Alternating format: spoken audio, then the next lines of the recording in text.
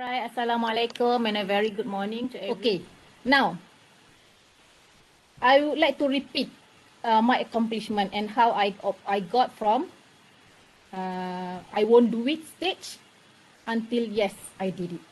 Okay, as for the professional qualifications lah, because for the academic qualifications, we are all in. Okay, no problem. So I started, as you can see that I procrastinated to register. So 6 years. I was aware of it, but there was not like a push for me to be registered. So I was like, tak apalah, orang lain pun ramai je tak register. That was what I had in my mind. So I won't do it.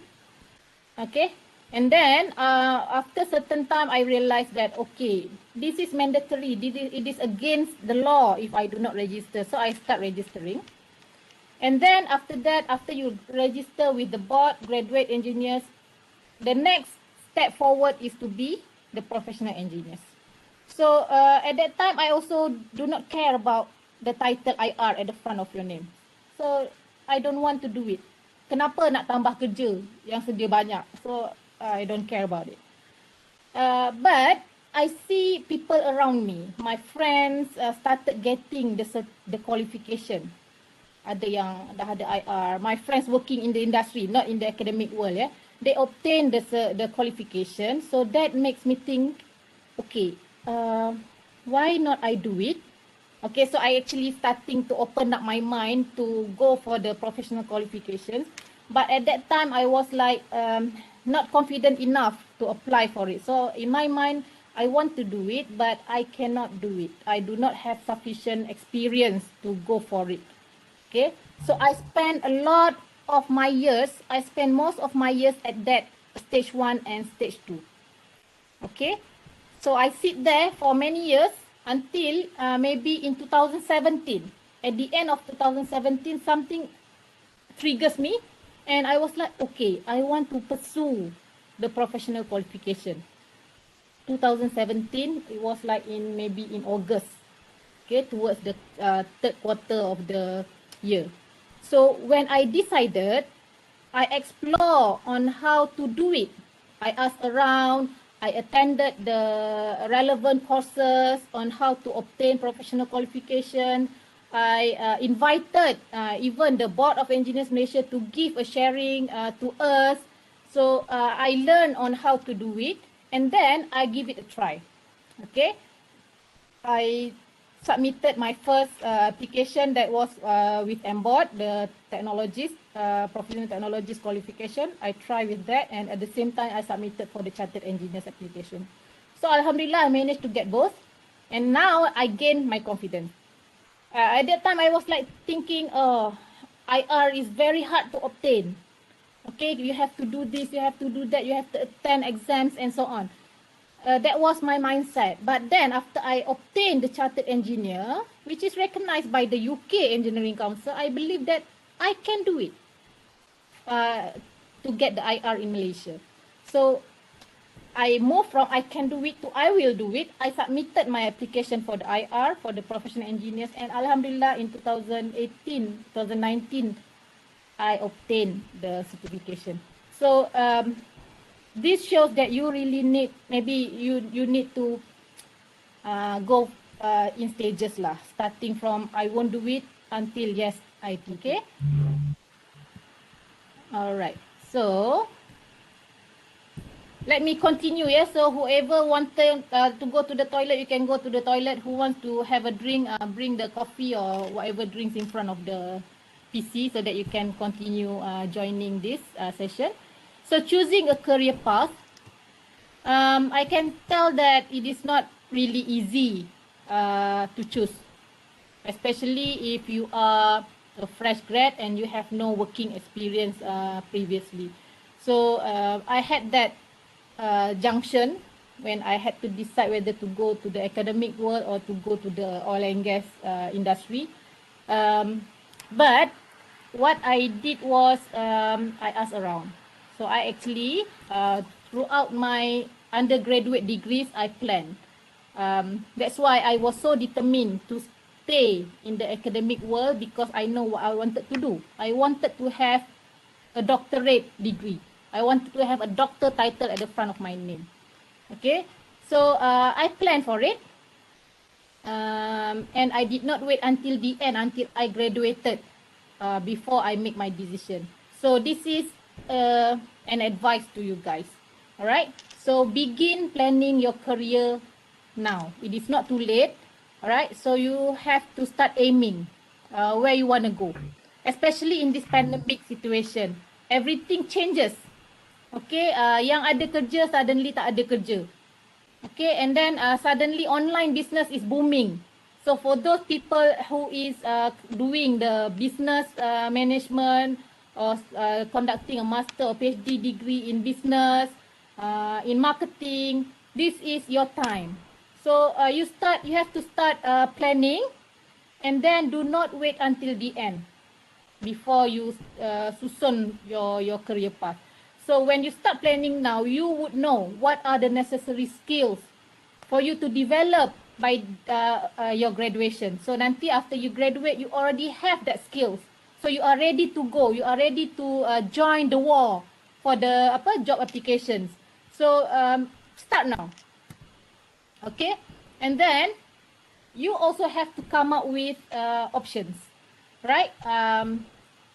For example, if your targeted job is not relevant, bukan relevant lah, it's not because of the pandemic, maybe your passion, your targeted job is not really on the up. So maybe you have to have a plan B. So what if I cannot obtain the job in this sector? Where should I go? Right? So for the academician world, for those who want to stay in the academics world, I think you can also think not only to become a lecturer, you may want to think, okay, to become a postdoc, for example lah, before you enter the academic world. So those are the things that you need to put in your planning to develop a contingency plan. Okay, because not everyone will have a smooth journey. So sometimes we have to stop and we have to take a junction to go to the other direction because this road is already blocked. Okay, so make sure you have this. And by having your plan, you should be able to gather enough information. Okay, enough information for you to find out what careers that you want to go for, what are the job vacancies available, and so on.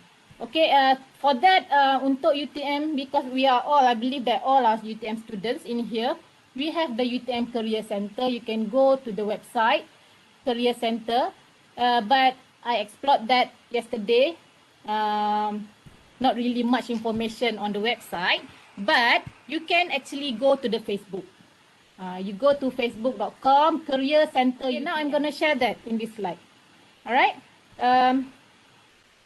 We can skip that. Of course, everyone knows now that planning a career it can be a little bit much because it is not as easy as picking a pen from a stationery shop. Itu pun you dah duduk dekat depan rak tu lama. Which pen is the best? Itu pun nak buat, nak decide is difficult. So now it is a career planning. Career planning actually will maybe help you progress. Okay, your first job is very important, but your first job is not the only determining factors for your future, right? So I'm gonna share some of the bukan issues lah, actually it's a factors for you to consider when you want to design your career path. So I use the word design. Design ni, it is a very big word, design, because you are not only design and then you leave it like that and you just follow. Design, dalam design process ada looping. Okay, you can come back to your decision making. If you think that this is not the right way, you can always come back. Go back to on the drawing board and then start replanning. Okay, so it is a design process. So it is a design process with a decision making. Okay, so there are many factors for you to consider when you want to choose your career. First of all is of course your interest. Okay, there's no point of you pushing someone to work in a field that he or she has no interest in. Okay, for example, if you are very good engineering students, always got a 4 flat, you score everything, you are very clever, and then I want to push you to be an academician. That is not your interest. So that there is no point if to push someone to do something that he or she do not love. Okay, so first of all, you have to decide what is your interest. Okay. Next is your values, right? Values. How do you value yourself? Okay, currently you are undergoing your master and PhD, right? So remember, when you apply for a job, most of the population have the bachelor degree. So your qualification is higher than them. So that's how you value yourself. Do not downgrade. For example, you have a PhD, and then you enter the same job market for the lower qualifications. I'm not saying that we are so hebat having a PhD or master, but you have to know your values. Alright? So having known our values, kita tahu we are at this level, we should be able to identify the jobs yang sesuai untuk kita. So we do not just take any jobs available, or we do not just apply for any jobs available. Okay, look at your values first. Next is your skills. This is also very, very important. Some people in the industry, when I ask why don't you hire a PhD holder because you are doing a R&D. R&D normally kita research kan. We do research, and then research ni is a skill. So most of the feedback that I obtain from them, okay, of course they are very good at research, but they are lacking of certain skills. They do not know how to communicate well. They are only focusing on the work, on the research, and there are many things for you to develop. So identify your skills now, and also identify skills that are needed for the job of your interest. Okay, for example sekarang ni pandemic kan, ramai orang lose jobs. Okay, but some area the jobs are in the increasing trend. Okay, tiba-tiba je macam tadi I mention, online business is booming, programming is booming. So those are the skills that you want to focus on now. Belajar new language tu not only the speaking language lah, but the computer language. Explore productivity tools. For example, nowadays people use Google Form to get feedbacks. Tak perlu nak buat manual hard copy survey anymore. And then people go for Mentimeter to understand, to get answers. Okay, we can use Google Sheet, we can use Google Slide. There are so many productivity tools now that people are using. So if you think that you want to stick with the old-fashioned forms and so on, I think you have to rethink.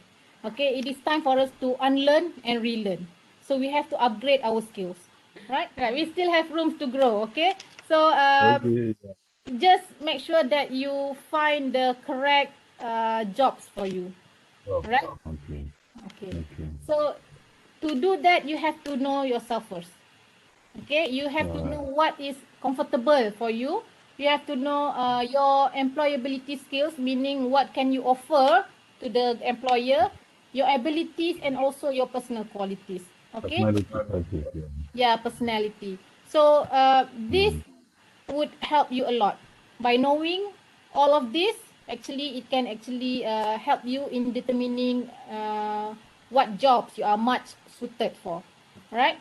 And sometimes there are people who have like do not have much confidence, and then the self-esteem is not that high. So when we ask them what is your strength, they could not immediately mention the strength. So in that case, I would suggest you to ask around. Ask people around you. Ask your relative, ask your partner, ask your friends, ask your supervisor. Okay, ask them their opinion on yourself. Okay, they might say, oh, you're very good at this, you're very punctual, you can speak English very fluently, these are your strengths. But these are the things that you need to improve. So having known that, you have to take time to enhance your skill, to enhance your qualities before you embark into the job seeking world. All right. So get to know yourself first. So in this section, I will share with you the skills that you actually have developed throughout your postgraduate study that you might or you might not notice. These are the attributes that you can sell to the future employers. All right. So make sure that you include all of these skills in your job application. Okay. First skill. The first skill is always communication, right? Verbal communication, written communication, non-verbal communication. There are many things lah. The way you write your email is also a form of communication. So make sure you have the ability to use the English language effectively. Okay? Although I mentioned earlier, we also it is also an advantage for especially the international students to learn Malay. Okay, and then but it is also important for us all to be able to communicate in English quite effectively. You do not have to be very tip top on your grammar, as long as what you are trying to say, what you are writing can be understandable enough by the reader or by the people listening to you. But do not stop there lah. Of course, we need to improve from time to time. Next is analytical ability and critical thinking. This is very much actually an advantage lah for postgraduate candidates, because you do analytical all the time. Okay, no matter you are in business or you are in engineering or you are in science, you apply the analytical skills all the time. Okay, you evaluate theories, you evaluate ideas, evaluate information, and then you make your decision, right? So that is analytical ability, right? Not many people have this, because normally we develop this skill when we perform research. Okay, next is critical thinking. Critical thinking is not to accept everything given to you. Okay, nowadays kalau kat Malaysia ni tak pasti jangan share. Okay, some people just share everything without having done the critical thinking. So we have to go deep in whatever information that we receive. Make sure we have the ability to question and also not to take things at face value, right? Just maybe before the interview or before you draft your resume, you do not use one resume and submit to all. Make sure that your resume is tailored to specific companies. Okay, understand what is their vision, their strategy, understand that their nature of work, nature of business, understand who's the people around it. Okay, that is commercial awareness. So once they see that in your resume, when they call you up for the interview, normally dia akan tanya lah, why do you choose us? So you can tell yourself, I choose you because I like the way your company works, I like the direction of the company, and I believe that I can contribute here. So that is commercial awareness, okay? This is important. What if you have obtained your jobs? What if you have accomplished your goals? So what next, right? My suggestion is for you, do not stop. Okay, do not stop. Start with a new goal and keep moving forward, right? We always have to move. We cannot be stagnant, because time change, the requirement change, the world change, right? So we also need to adapt to the changes. So set your new goals and keep moving forward. And with that, I think I can finish my presentation on my sharing. And I wish you all the best for your study, and also I wish you all the best to apply for jobs in the future. All right, thank you very much.